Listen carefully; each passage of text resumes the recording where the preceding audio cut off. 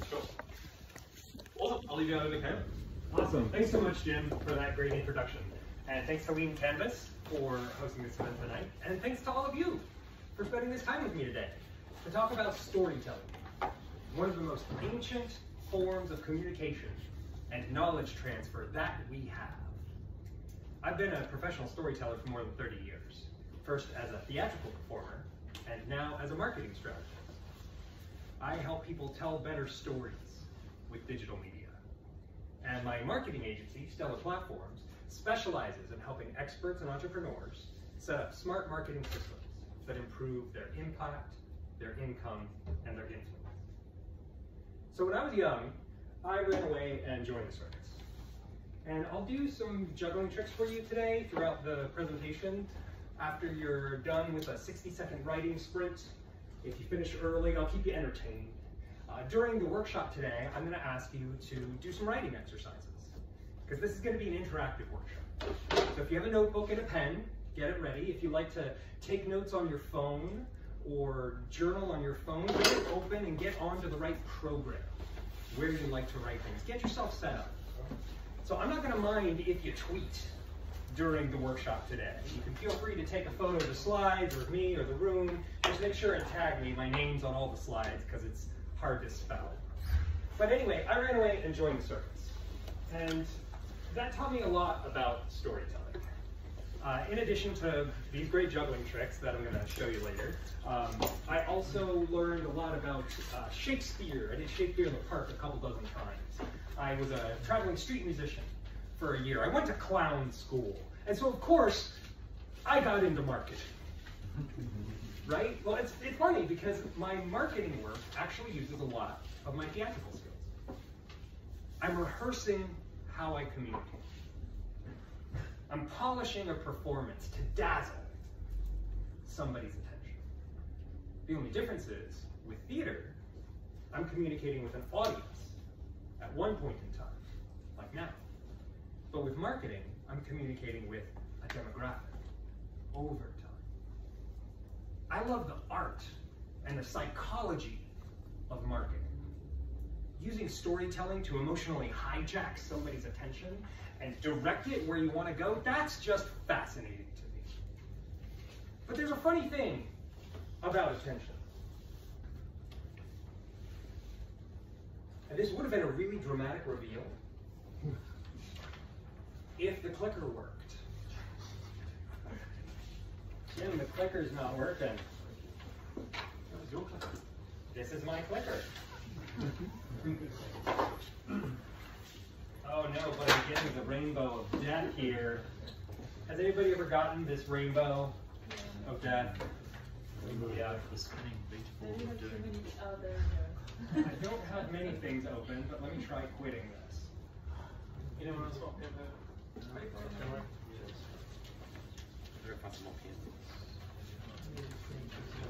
Oh, you can help over to us. Thank you. What could be that? This sounds like a problem that You need to tell a story about it. this is the clicker that never fails. Great. Sorry, everybody, I dropped your attention. Did you feel that? Just dropped it on the floor. Now I've got it back. Attention requires attention. There's got to be some tension there if you're going to earn attention. And there's a lot of ways we can situate tension. Usually it's between opposites. Opposites attract, and paradoxes complete. Ooh, there's a tension there. When you're telling a story about your business, the tension might be about the problem your customer's facing, or about the challenge that they're dealing with, or about the solution that you have, but there's some tension there that we can use. And so I want you to be thinking about tension as we go through the stories today. And this is going to be our first writing exercise. We're going to list opposing forces. I'll give you an example of a tension in a business story. When I was about 30 years old, I made my living selling car insurance. And in case you're wondering, it was as boring as it sounds. because nobody likes car insurance. And so I had to find a way to make it exciting for people, to create attention that earned me attention. And what do people care about with car insurance? They care about the cost and the difficulty of the paperwork. Expensive versus cheap, there's attention. Complicated versus simple, that's another tension. And so I want you to list pairs of opposing forces. And I'm going to give you a minute to just write as many opposing forces as you can. What are the tensions that you could play with?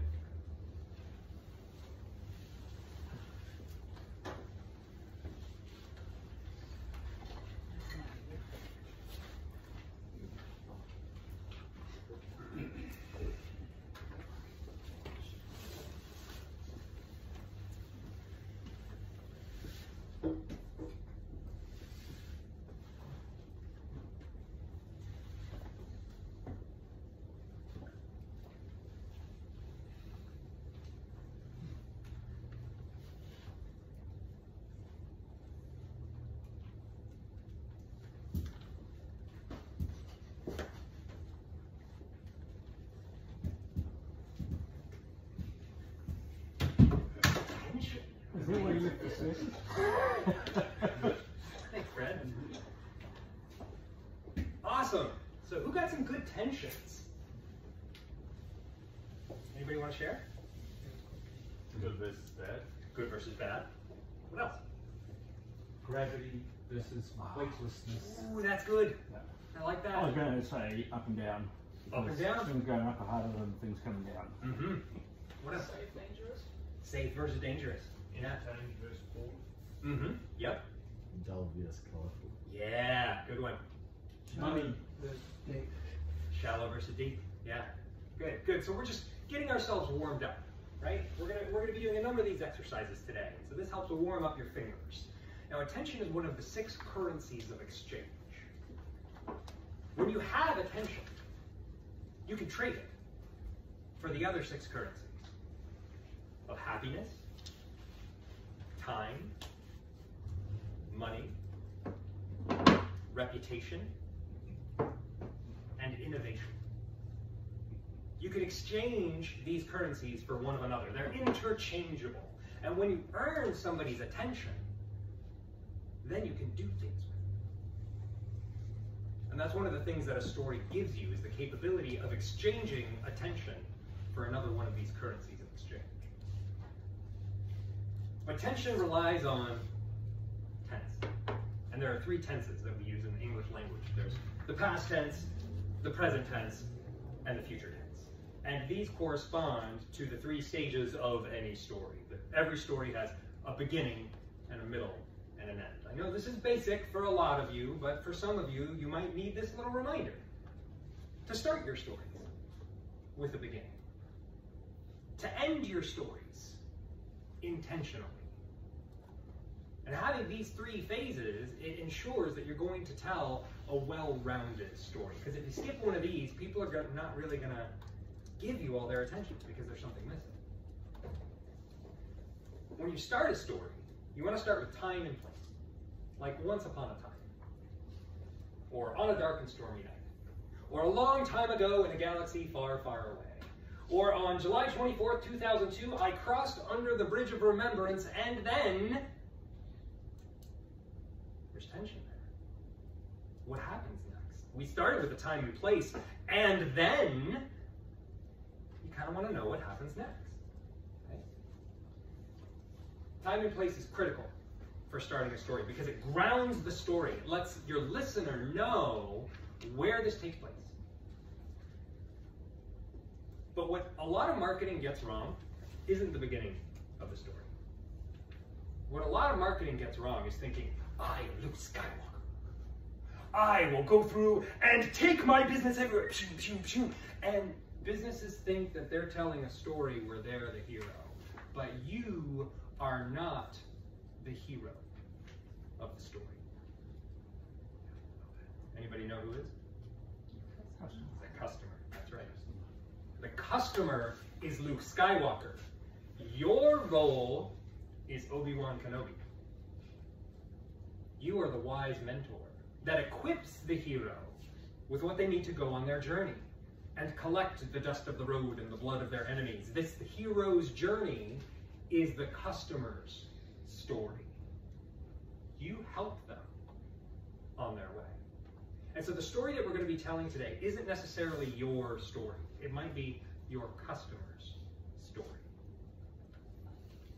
Seth Godin tells us that marketing is the generous act of helping others become who they seek to become.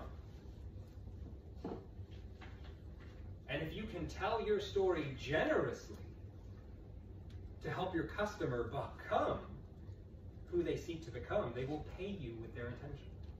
And you can use that attention to convert into another currency. So, who is the hero of this story?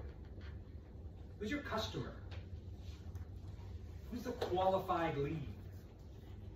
When I was selling car insurance, I thought my customer was anybody who had a driver's license in the state of Oregon.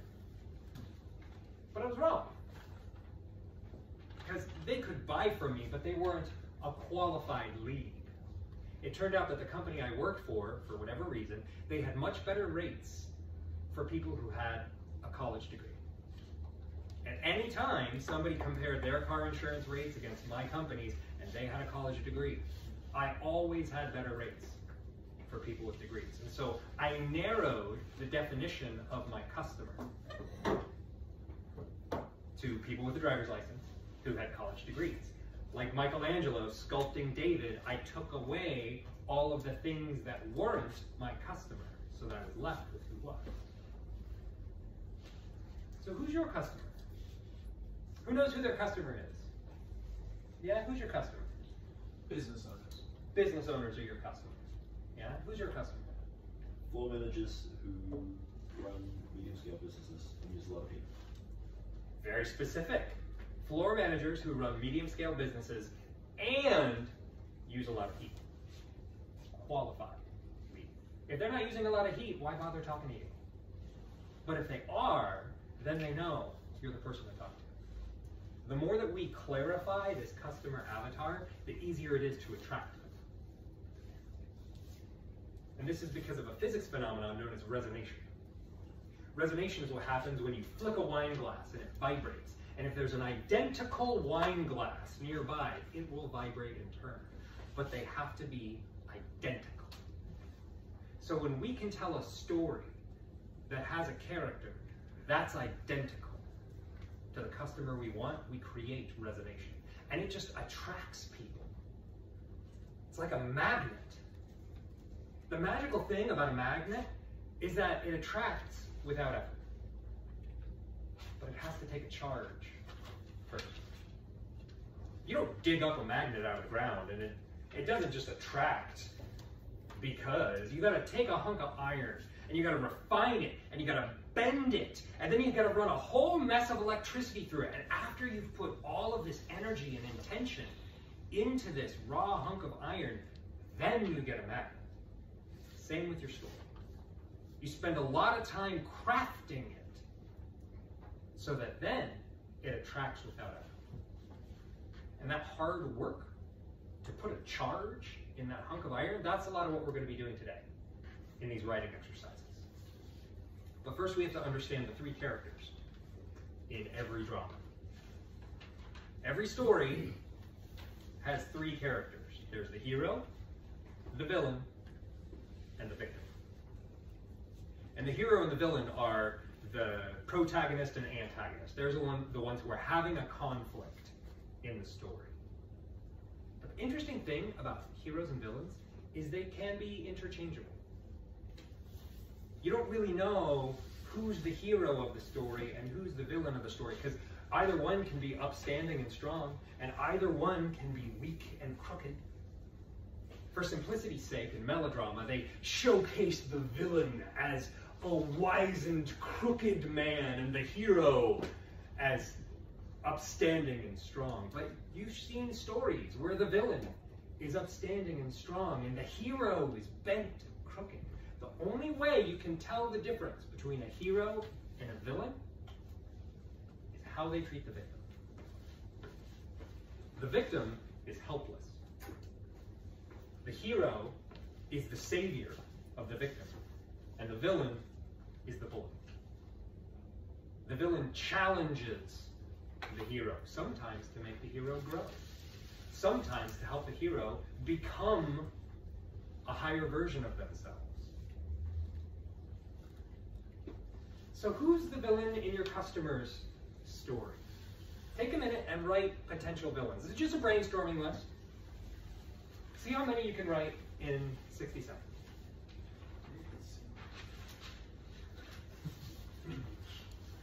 Might be a person or an abstract idea.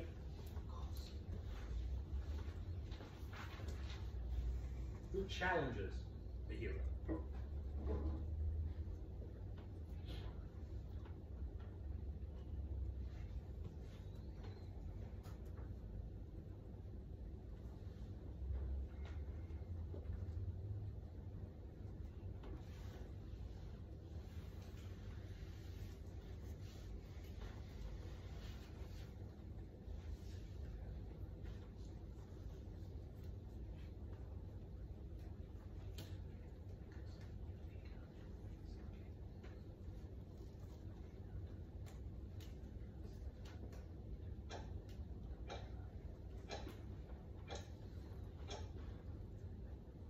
Who's got a good villain?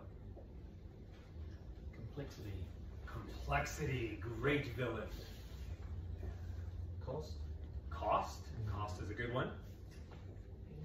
Ignorance? Ignorance. Yeah, I hate that villain. Waste. Waste. Waste. Legislation. Legislation. God, don't we all hate that villain? Jargon. Jargon. Good one. Dysfunction. Dysfunction. Time. Time is the villain. I like this. Yeah. Great. So these are good potential villains for the story we're going to write in a little bit. But first we need to focus on the outcome. What does your hero want? What are they trying to achieve? And how do you help them do it? This is going to be the through line of the story, the theme, the moral of the story. And so we're going to write a 3-sentence story. If you like, you can write a sentence about each one of these characters. What the hero wants, what the villain does, what happens to the victim. If things go wrong or things go right. You can just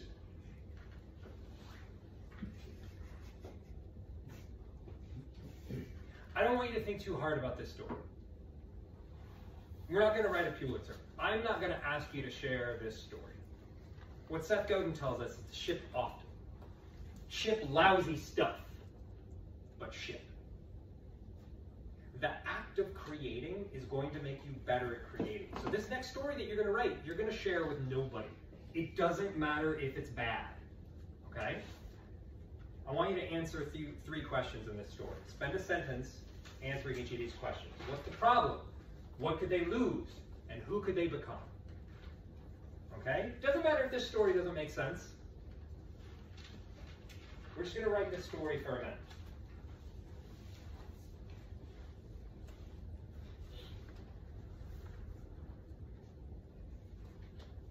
What's the problem? What could they lose? And who could they become?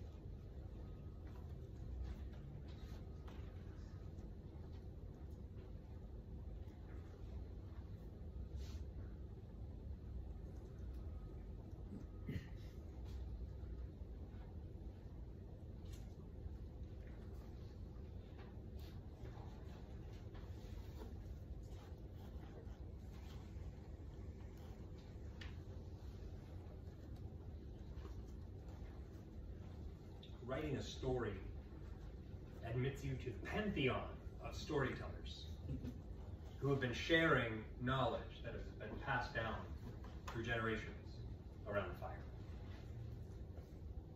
The oldest oral tradition we have comes from Homer, who wrote the Iliad. No, that's not right. He didn't write the Iliad. Homer was blind. He was a poet who composed the Iliad, which was conveyed verbally for dozens, maybe hundreds of generations before it was ever written down.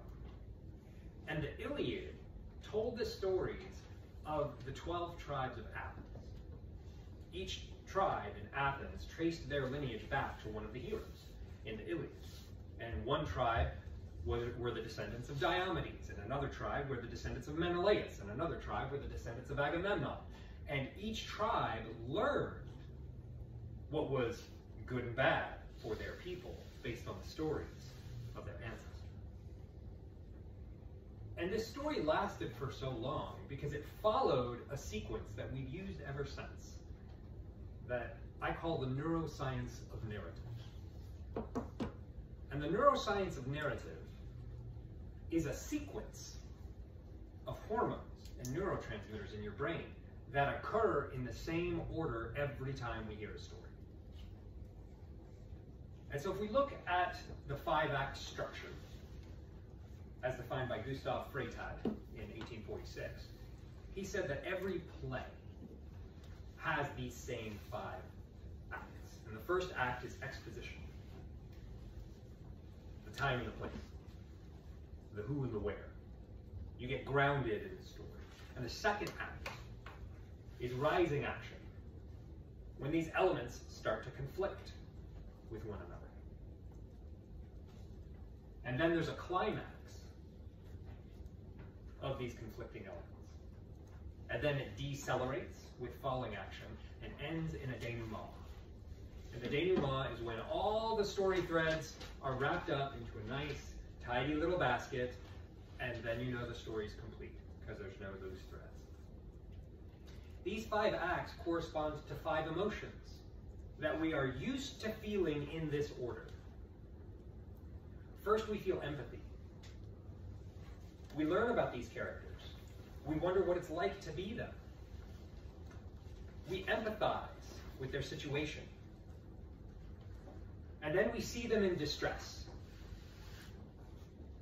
There's something that goes wrong. There's some problem that these characters have to overcome.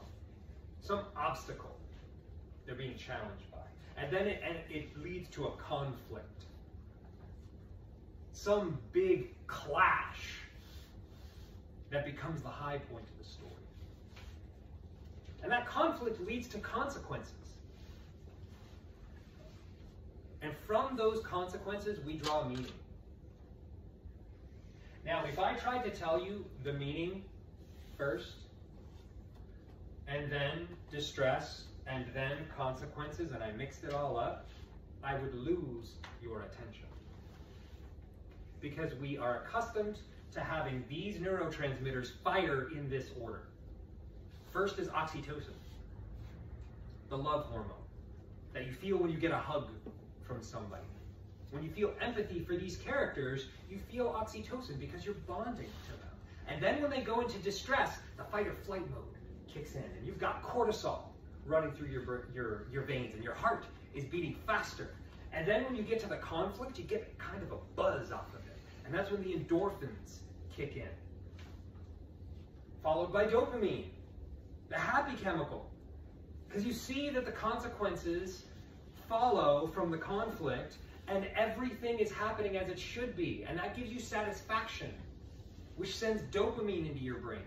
And then when you're processing the meaning, that's when serotonin, the bliss hormone, makes you feel that everything is right with the world. And so we feel these emotions in this order. We start with affection, and then we give attention, and then we feel euphoria, and then there's a reward followed by balance. This neuroscience of narrative, it's hardwired into us. And if you want to earn somebody's attention through telling a story about our business, one of the best things we can do is follow this progression, because it's how others are going to pay attention. So I know this is complicated as a framework, but I'm going to give you one that's even more complicated. But first I want to focus on where we begin. Because any story can start anywhere. And your imagination can take a story from any place in existence that does or doesn't exist to any place in existence that does or doesn't exist. But we need to ground it somewhere. We need something to push off of. And what Tamsin Webster says is that when you know what someone wants, you know where the story starts. So what does your customer want? Take a minute. List everything your customer wants.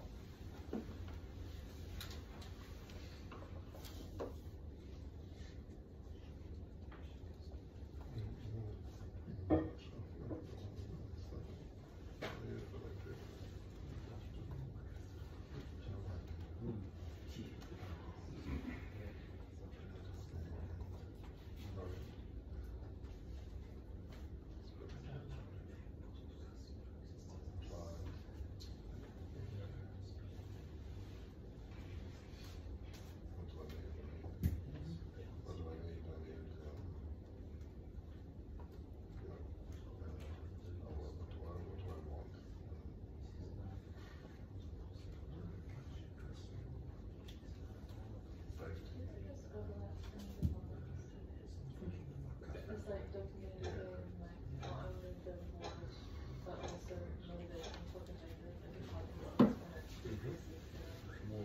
It's entirely possible. I will confess I am not a neuroscientist. Oh yeah? Oh, yeah. You are? Fantastic. I'd love it if you checked my work. Because I'll be honest, I made a lot of that up. I tell good stories. I do see correlation with like, and it's interesting because I've never really seen the framework, but like oxytocin bonding hormone, and usually you have it between like child and mother as well, so Right. it makes sense. Yeah. So yeah. Great. I'm glad I got validated by a neuroscientist. That's great. That's part of your story now. Yeah. Yeah, that's right. So now I'm going to give you the complicated framework. And this is something that I call the customer journey of the hero. It's a combination of the customer journey of marketing and the journey of the hero, as defined by Joseph Campbell in his book, The Hero with 1,000 Faces. And the hero with 1,000 faces is about the monomyth, the story behind all stories. And once you learn about the monomyth, you see it everywhere. Does anybody know what I'm talking about? Have you seen it? You've seen it. You've seen it. Yeah. Yeah. And so the rest of you will see this, what I'm going to share with you today, and then you will see it in every movie you ever watch from here on out. When I combined these two, I created a workbook. And the customer journey workbook is a tool that I use in order to create a customer journey with this mythic structure. I'm happy to share it with you. I'll give you a way to get it at the end. What this does is it creates a map for your customer journey. So you know what happens stage to stage. And when you know all of the different places on the journey, then from any given point, you know what to do next. You know which direction to point. Now, in marketing, the customer journey typically goes through phases like awareness, to consideration, to purchase, to retention, to advocacy. And there's different ways that you can communicate with people at each of these stages. But with the journey of the hero, it's got these 12 different stages, which I'm going to go into in detail. I'm going to use blockbuster movies to describe each one of these. But first I need to clarify, I'm not specifically using Joseph Campbell's version. There's a modified version of the journey of the hero that was described by Christopher Vogler in his book, The Writer's Journey. And he's a screenwriter, and he wrote this to describe how to apply the monomyth, the journey of the hero, to screenwriting, and it's become a Bible for screenwriters. And it's one of the reasons why you've seen this structure so much in movies, is because after he wrote this, every screenwriter said, by golly, that's how I need to write my stories. And that's one of the reasons movies have been so good. since he wrote this book. So the 3 acts in the hero's journey are Act 1, departure, when the hero leaves the world of the common dead.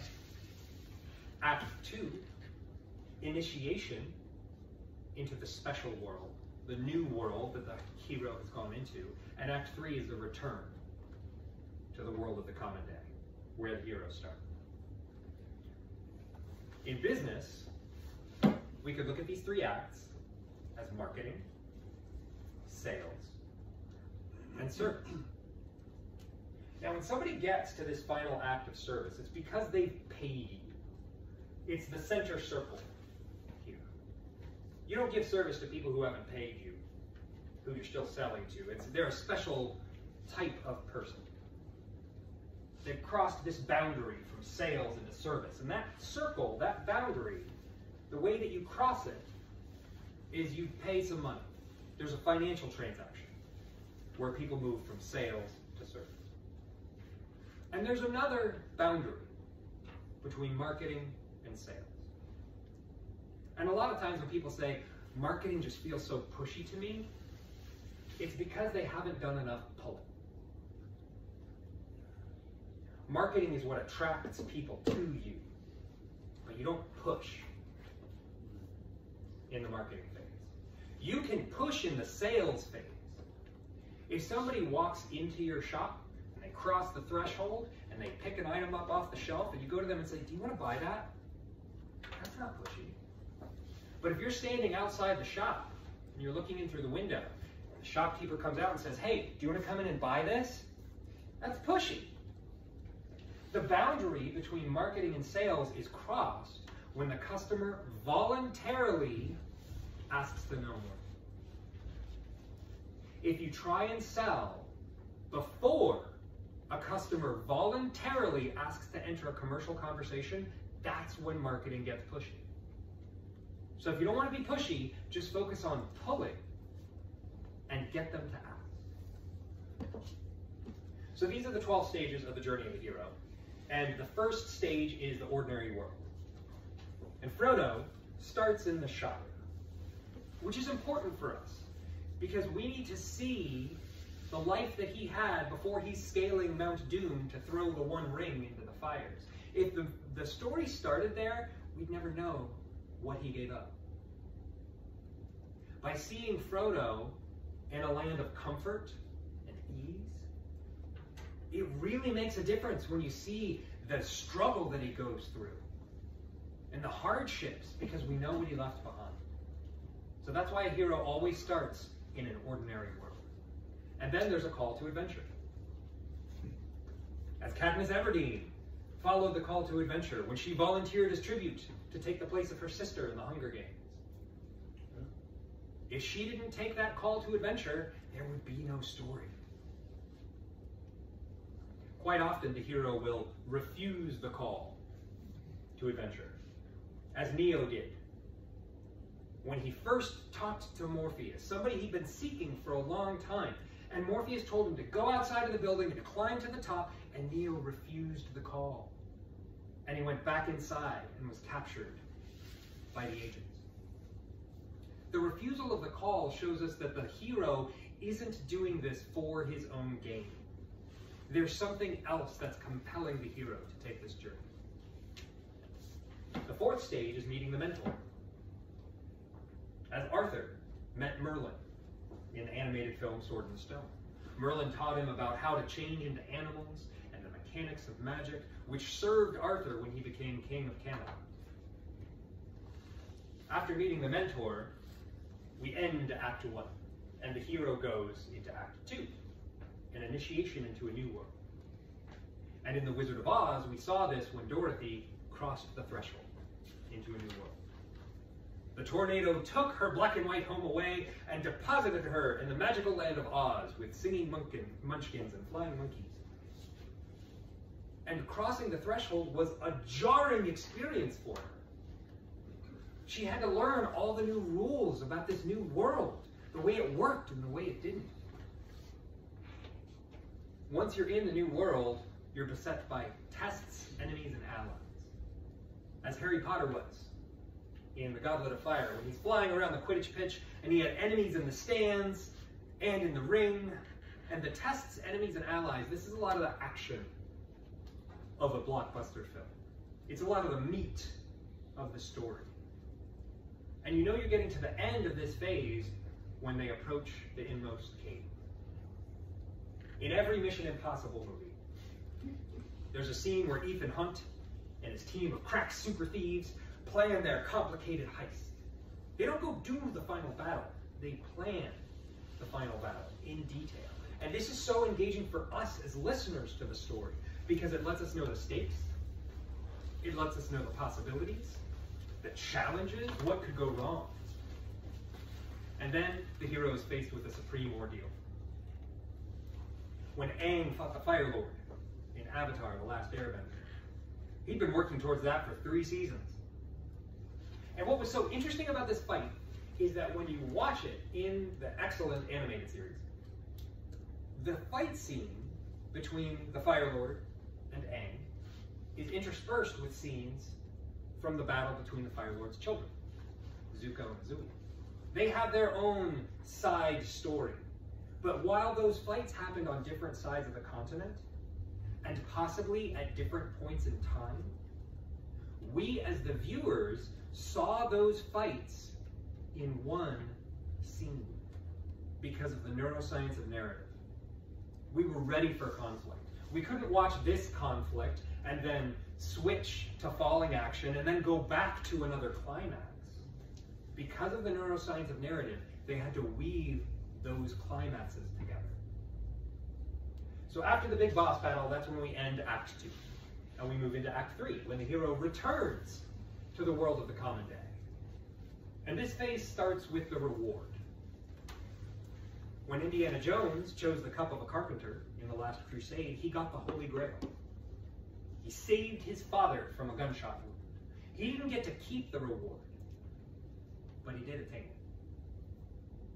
After Marty McFly got his reward, and his parents kissed at the Enchantment of the Sea dance, he still had to travel 88 miles per hour to get back to the future.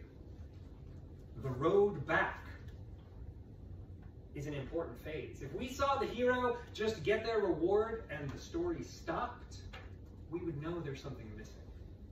Because the neuroscience of narrative demands extra stages so that we can finish this story. And a story is finished when the hero is resurrected and made new. When joy brings sadness to the forefront in Pixar's animated film Inside Out. Riley has been run away and she's finally come back, and Joy realizes that sadness deserves to have a core memory. Now Riley has been changed. Joy has been changed. All of the heroes in this story are resurrected and made new. But the hero can't end the story just with a change in themselves. They also have to change the world around them. They need to return with a boon for the world, as Captain America did at the end of Avengers Endgame, at the end of an epic 10-movie crossover arc. If I'm spoiling this for you, I'm sorry, you should have seen it by now. But he came back with the adamantium shield that had been broken by Thanos. And he returned with the whole shield, and he bestowed it on Sam Wilson and created another Captain America, changing the world of the common day. That's the journey of the hero. As Christopher Vogler says, an effective story grabs your gut, tightens your throat, makes your heart race and your lungs pump, brings tears to your eyes, or an explosion of laughter to your brain. Did you feel any of those emotions when we were going through these blockbuster movies? You were remembering those emotions when you saw those movies? Could you dare to tell a story that makes somebody feel like this? Because you won't do it unless you dare to do it. If you are willing to tell a story that is this important, then you have a chance to tell a story that's this important. But you must be willing to try. So this is the journey of the hero. all 12 stages. I'll give you a way to get the slides at the end of the presentation if you want to look at these in more detail. When we correspond these stages to the customer journey, and this is something you'll find in the customer journey workbook, we start with the pain points that the customer's facing. Then we qualify the lead. We deal with their objections, and then we introduce them to you. And sometimes that's through a discovery call or a white paper where they learn more details about your business and your service and how you could engage each other commercially. And they compare options. Before they decide that you're the one, they're going to look around at your competition and see what the prices are, see what the differences are. Those are the tests, enemies and allies, when you're being compared against. And then they make a buying decision. That might be in your presence, or it might be in a conversation with their spouse, or driving in the car. They make, at some point, they say, you know what? I'm going to do that. I'm going to hire that person. I'm going to buy their thing. And then they try and do it. And that is the supreme ordeal. When they take out their credit card, and they try and pay. Or they open the invoice, and they make the transfer. That's a specific stage in the customer journey. And if it's successful, they can access the purchase, receive the product, they can solve the problems, and then they have a new normal that hopefully they will tell others about. And so this is detailed, and the customer journey workbook guides you through creating a map based on the customer journey of the hero. It's made in a Google Doc, so you just open it up and answer the questions and fill in the blanks. There's 4 different sections on it, so that once you just decide, at this point in the journey, what do I want them to do next? You make a change on your website that guides somebody to do that step. And then you have a digital customer journey that people can follow. If this seems like a lot, I want to remind you what Joseph Campbell said. The cave you fear to enter holds the treasure that you seek. So if it seems daunting to do this level of work, it might be because there's treasure there for you.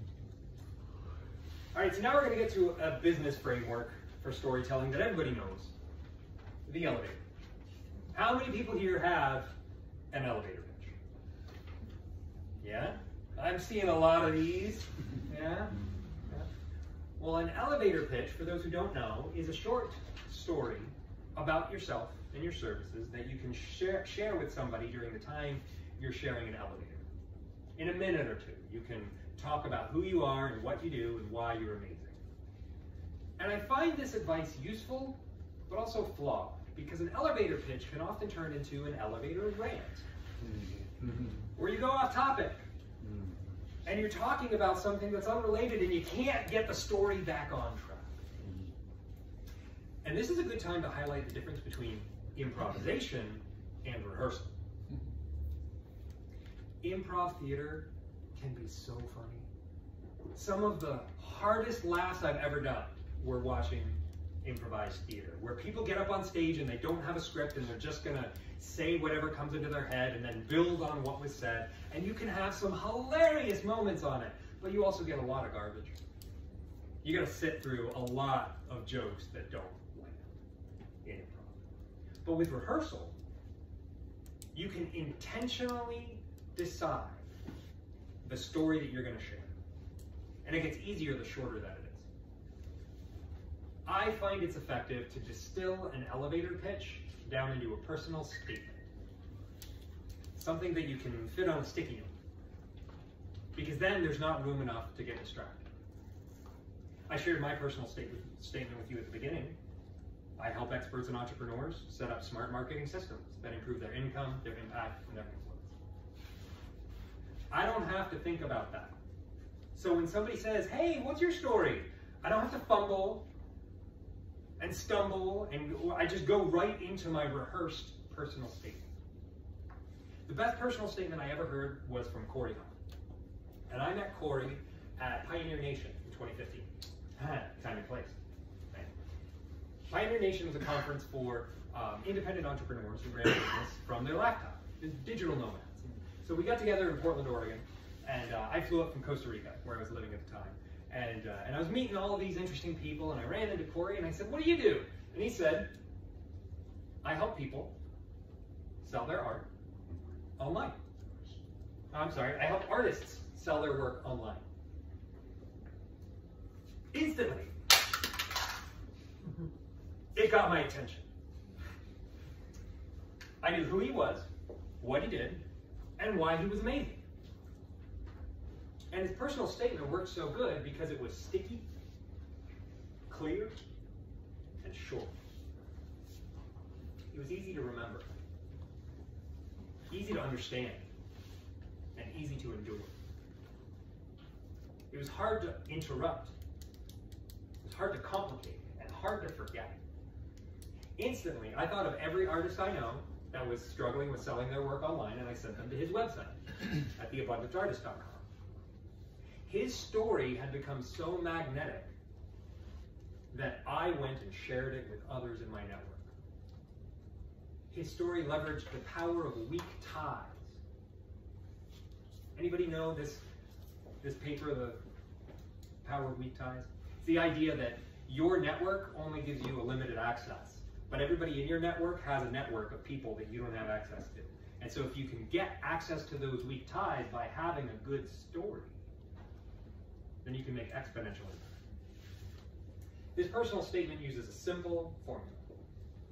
I help these people dealing with this problem by this solution. Sticky, clear, and short. So here's some examples of good personal statements. Aiden Sensei helps people have a 15-minute conversation in their target language. You know what he does in one sentence. Shay Rowbottom turns founders and executives into LinkedIn video creators. That's clear. Kelly Irving is a book editor and publishing strategist who makes book ideas better. So if you have a book idea, you instantly know this is somebody that you want to talk to. Brian Whitefield accelerates organizational decision making. Love that one. It's so compact. It's very specific and very niche, so that if you're not on a corporate board, you're not interested in this. But if you are, this is exactly the person that you want to talk to. So now we're going to write a personal statement. Take a minute and use this formula. I help these people dealing with this problem by this solution.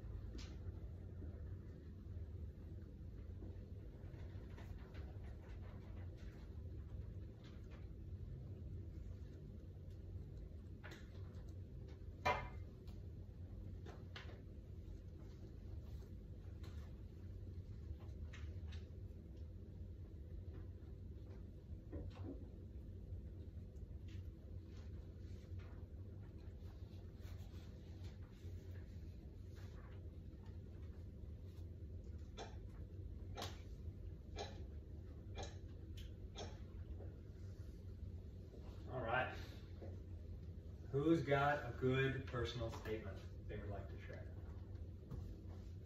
I'd like you to tell me if it's good. Yeah, great. I help product creators making their dreams tangible. I help product creators making their dreams tangible. How do you make it tangible? Make it much tangible. Ah, so you make Physical. prototypes? Yeah, physical, yeah. Ah, okay, so work prototypes in there somehow. I help product creators Tangible products. with tangible prototypes. Great, so reflect it back to me. Try it again. I help product creators making their dreams tangible. To make tangible prototypes. Yes. Yeah. Great. Great, that's awesome. Yeah, who else has one? I help cricketers who struggle to train independently in game-like environments by creating an autonomous cricket bowling machine. Nice. Very clear. See? That's great. Great. One more. Who's got one? Yeah. I help organizations solve complex problems using open source software systems. Brilliant. Great, I know exactly what you do. Nice, well done. Great, so that's a basic framework that you can use to introduce yourself. Now, if you want to create higher level content, I'm going to give you a framework that I found very effective. I use this for writing newsletters, writing chapters of a book. This is the framework that I've found works the best. I actually have this as a text expander snippet. So I write a little code, and then instantly I get this series. And I just write paragraphs in between. Find a good sentence in there, and then I replace the top of it, and then that becomes the subtitle. It starts with telling a story. You pick a time and a place of a story that illustrates what you want this piece to be about. You name the problem, but then you identify the hidden problem that they don't know about. And this is how you showcase your expertise. You think the problem is this, but did you know the actual problem is that? Then you share a solution to that problem and how to take the steps to solve that problem with your solution. You give a moral to the story and a call to action. That'll get you a good story every time. We're going to go through a couple of other frameworks before we're done today. And the most practical and effective one I've ever found is in the career stories method. Has anybody ever heard of this book before? Yeah? Oh yeah, because I recommended it to you. Yeah, this is a fantastic book. It's written by Carrie Twigg, and she started her career in the theater, like I did. And so I found a lot of her stories really resonated with me, because she was also trying to figure out, how do I take my theatrical skills and turn it into a career? And so she coaches people on their career stories. And the career stories method is you take a bunch of cards and you write every work experience or job you've had on each one, and then you flip it over, and for 7 to 10 days, you write a story a day. You build up that writing muscle. But then she has you identify all the skills you used in each job, and then identify your top 3 skills, the ones that show up the most over everything. And you introduce yourself with those 3 skills. This is a simple story. When I did this method, I used this to say, I am happiest and of the most use when I am creating, teaching, and performing. That's what I love to do. When I'm making things with media and making sense of complicated information and sharing those insights with an audience through a newsletter or a workshop or a series of video episodes. That's what I love to do. Every word I just spoke was rehearsed.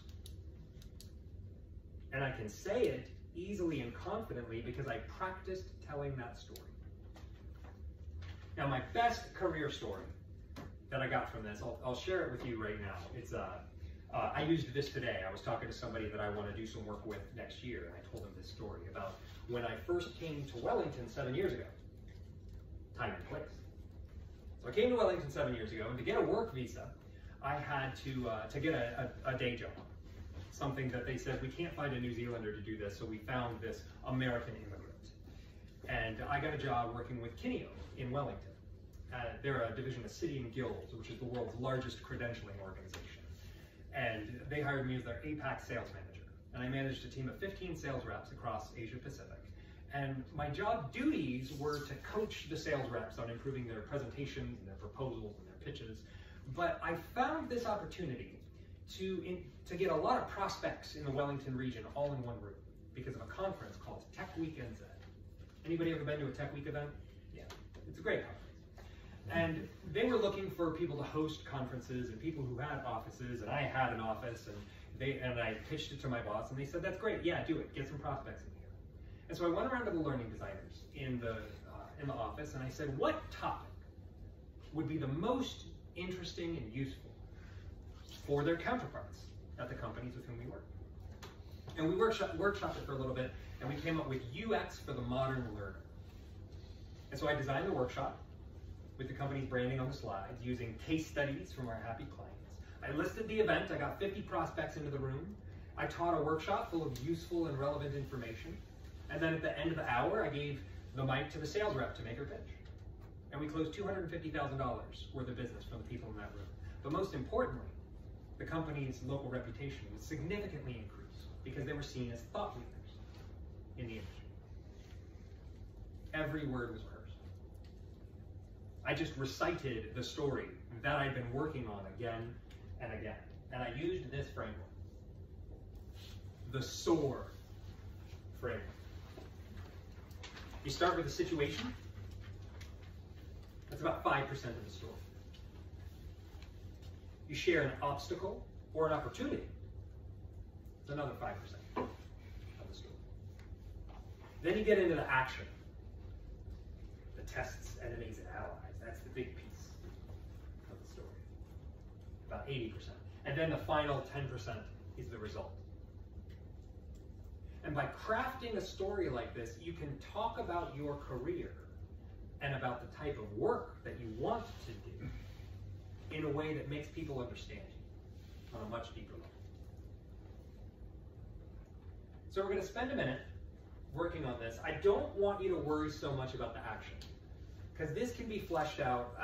You'll need more than 60 seconds to write 80% of your story. So just see if you can identify a situation, an obstacle or an opportunity, and a result from some piece of your past work that you'd like to showcase in the future. So take a minute. Just write those 3 things down.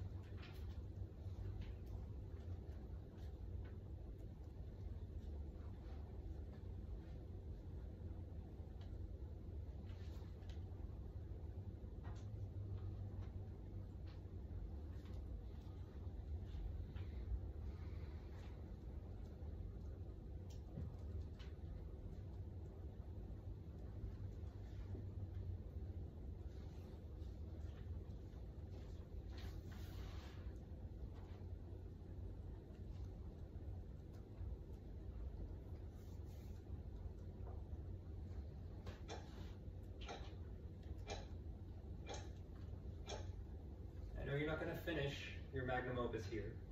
It's just 60-second writing sprints, but now you have something to start with. Something you can expand on later.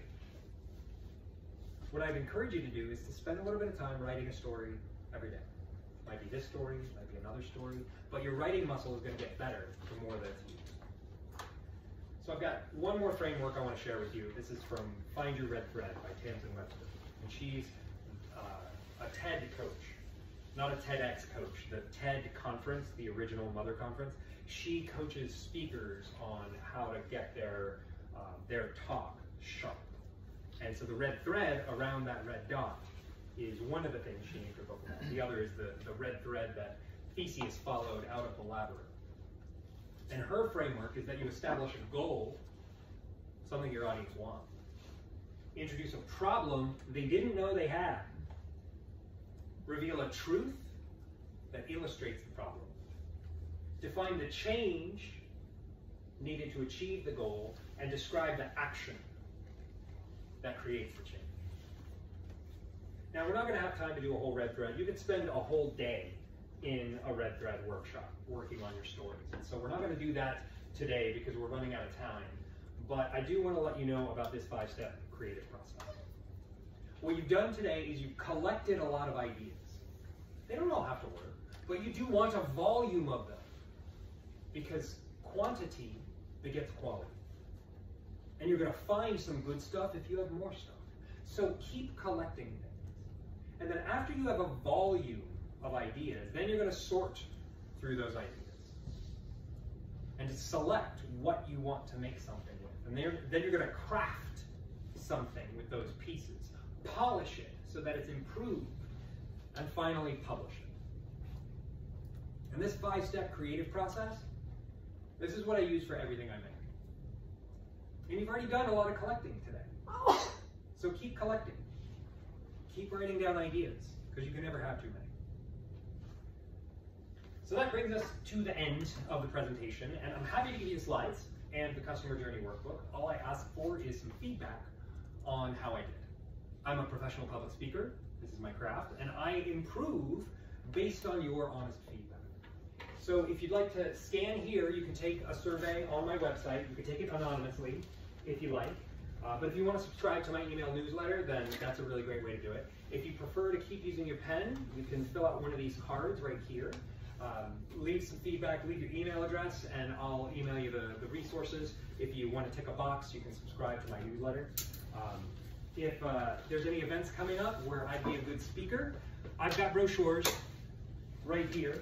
And I want to leave you with a story about marketing and juggling, because I'm a clown.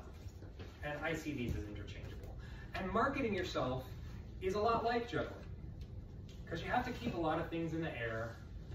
It's complicated, and if you mess up, you gotta stop what you're doing. You gotta go and fix it and find it, and you gotta get help from friends, thank you. But then, once it's working, the leads are coming in, your stories are working, your business is humming, you can start elevating to higher levels of growth. But sometimes you drop. And that's the price of this game, right? 90% of the world's drops are done by jugglers. It's true. Are there any jugglers here? Anybody who knows how to juggle? No? Yes? One? Okay, so the two of us have dropped more balls than all the rest of you combined.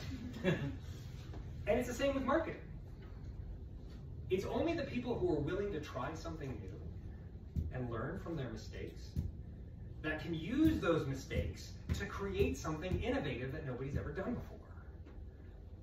But if you never risk a mistake, you're never going to be worthy of attention. So what I'd like you to do is to take some of these ideas that you've developed today and weave them together and see if you can transform that attention into your next level of business growth. Now, do you want to see my best trick? This is my best trick. Let's see if I can do it.